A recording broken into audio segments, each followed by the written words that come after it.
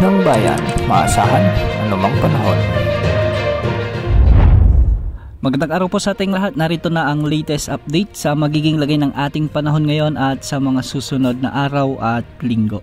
Patuloy nating minomonitor ang low pressure area na nasa ngayon ay nasa layo na lamang 115 kilometers hilaga ng Coron, Palawan. Kung mapapansin natin ay tinawid na nito ang kalupaan ng Southern Luzon kaninang tanghali hanggang ngayon, ngunit nagdadala pa rin ito ng mga pag-ulan sa maraming lugar. Dahil dito, asahan ang maulap na kalangitan na may mga kalat-kalat na pag-ulan at thunderstorms sa Metro Manila, Ilocos Region, Cordillera Administrative Region sa may Cagayan Valley, Central Luzon, Calabarzon, Mimaropa, Western Visayas, kasama na ang Negros Island Region at Camarines Norte. Pinag-iingat natin ang ating mga kababayan dito dahil ilang lugar ang nakakaranas ng mga malalakas na pag-ulan dulot ng nasabing LPA. Posible pa rin banta ng pagbaha at pagguho ng lupa, lalo na kung may mga umiiral na katamtaman at malalakas na pag-ulan.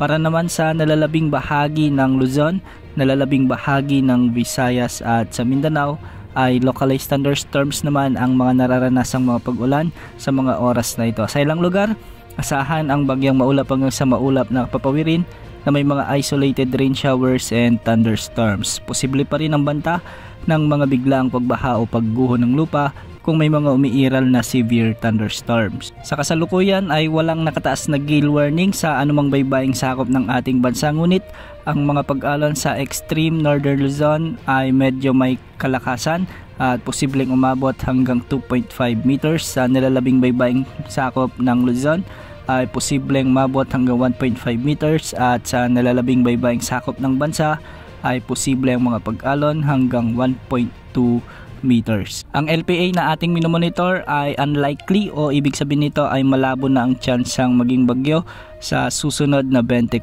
oras at anumang oras ay posibleng malusaw na ito o di kaya naman ay mag-dissipate habang ito ay nasa karagatan na sa West Philippine Sea. Samantala, para naman sa ating long range forecast ay nagbabadya ang pamumuo ng mga samalang panahon na posibleng maging mga bagyo sa huling bahagi ng Setyembre base sa ipinapakita sa ngayon ng ilang mga weather models gaya ng ECMWF at GFS model.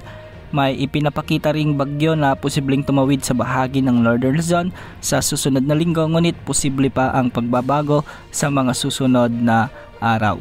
Unahin natin ang isa dito na posibleng mabuo sa pagitan ng September 20 hanggang September 25. Base sa mga pagtataya ay may mamumuong bagyo sa silangan ng ating bansa. Papasok ito sa ating area of responsibility at kung sakali ay papangalanan itong bagyong Mirasol. Lalapit ito sa bahagi ng Northern Luzon at hindi rin inaalis ang posibilidad na dumaan ito o tumama sa bahagi ng Northern Luzon at magdadala ng masungit na panahon sa susunod na linggo.